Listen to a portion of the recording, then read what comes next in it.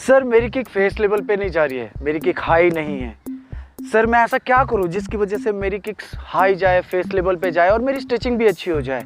ऐसे मेरे पास ना बहुत सारे कमेंट्स आए, तो आज के टॉपिक में मैं उन्हीं कमेंट का जवाब दूंगा और आप सबको भी समझाऊंगा कि आप ऐसी कौन सी 10 एक्सरसाइज को करके अपनी फ्लेक्सिबिलिटी को बढ़ा सकते हैं, जॉइंट मूवमेंट अच्छे कर सकते हैं, किक को हाई कर सकते हैं। तो welcome back to my channel EKM taekwondo academy. सीखने के लिए तैयार? चलिए शुरू करते हैं।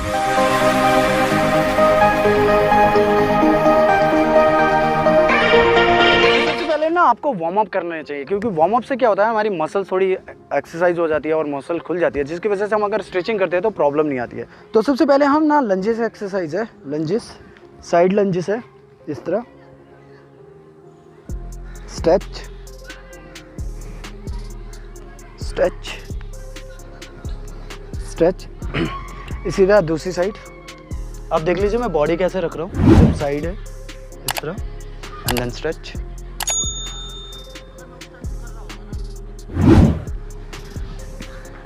Then on the toes lunges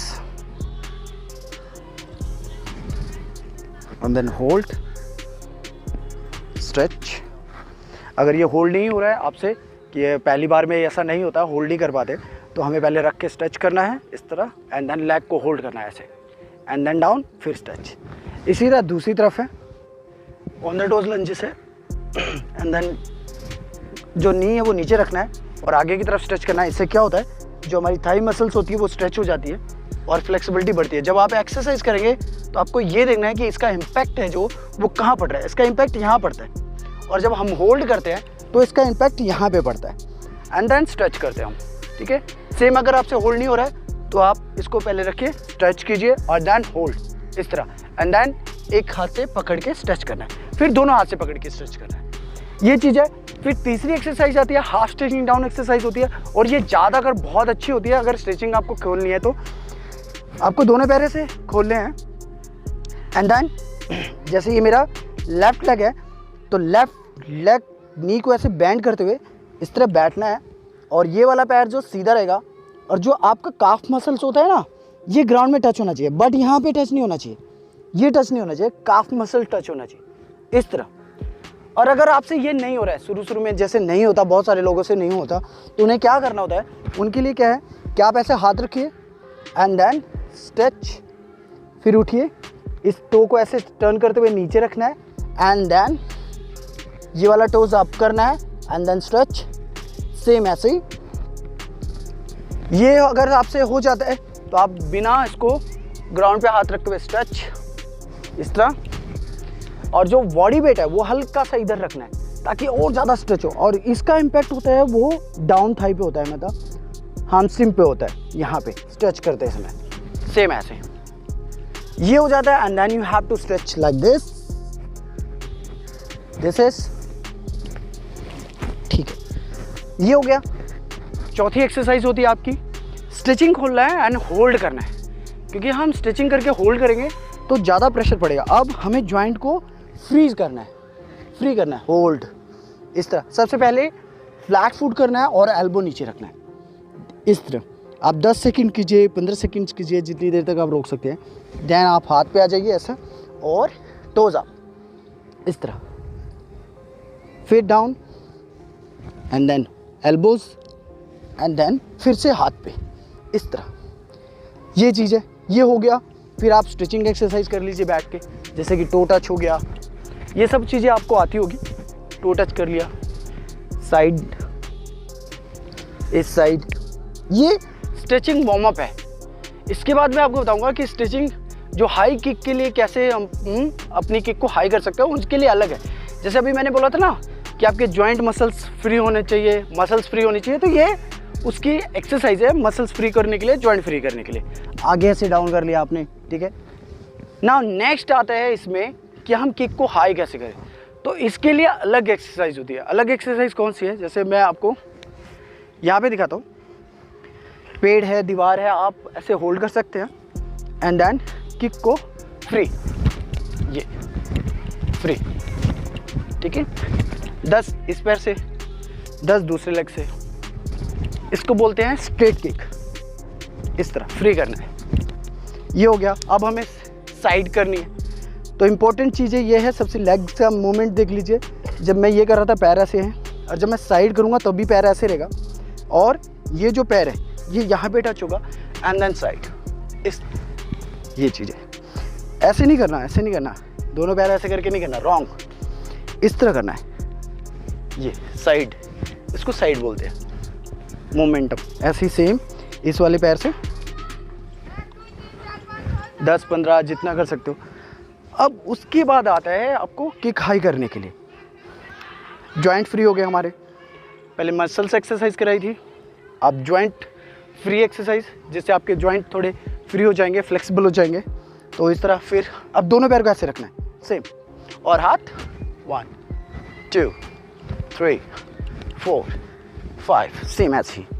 इस साइड से भी 1 2 3 4 5।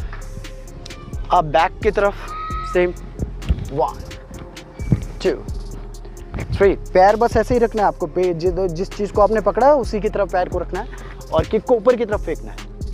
सेम दूसरी पैर से इसी तरह, ये हो गया। अब आते हैं हम स्टिचिंग पे।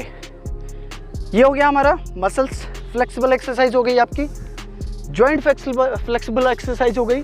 अब है स्टिचिंग के लिए, हाई किक के लिए हम क्या करते हैं। तो हाई किक के लिए मैं कहूँगा आप थोड़ा आगे आ जाइए, ये वाला पेड़ है, तो किक को स्ट्रेच, दिस इज ये 1 2 3।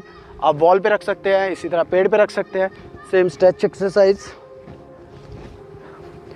दूसरे पैर से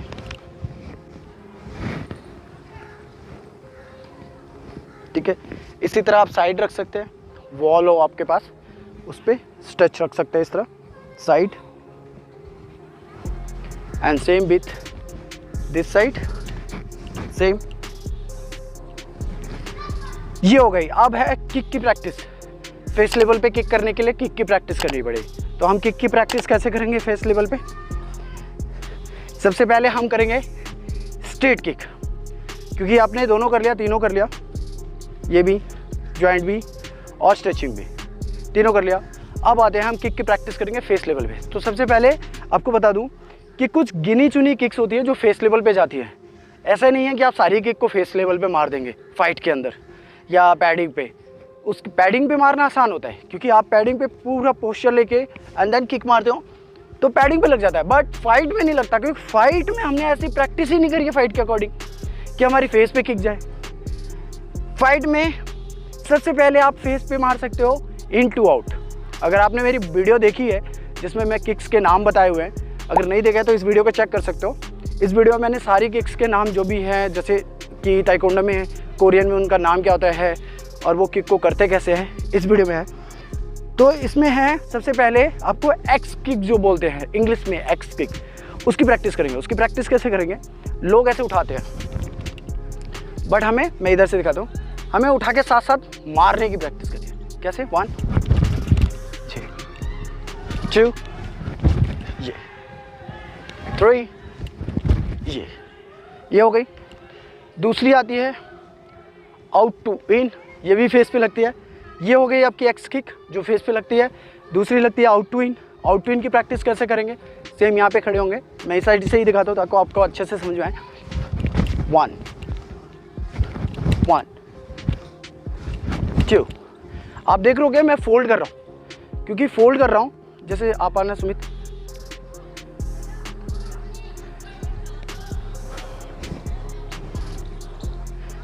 फाइटिंग पोजीशन देखिए, जैसे मैं फोल्ड कर रहा हूँ, अगर मैं सीधा उठाऊंगा, हाथ खोलो, ऐसे ब्लॉक हो जाएगा।